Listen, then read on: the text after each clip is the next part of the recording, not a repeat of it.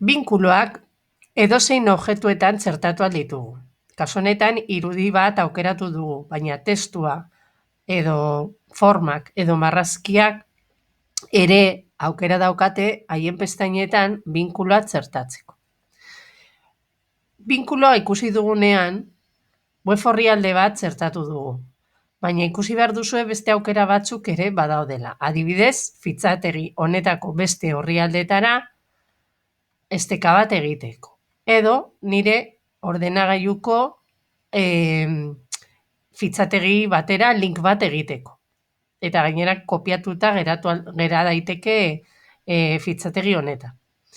Edo hemen gordeta ditudan, bai, kasu honetan ni baditut 2 dokumentu gordeta, bestelako dokumentuak. Nik aurretik igo ditut pestaina honetan, klip honetara.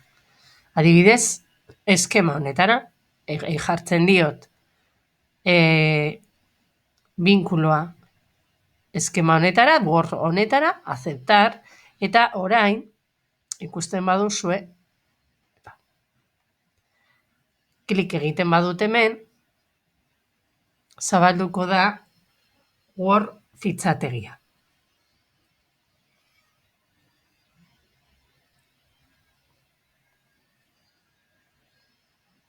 Hemen dago. Beraz, binkulo desberdinak egin ahal ditugu Smart Notebook programarekin.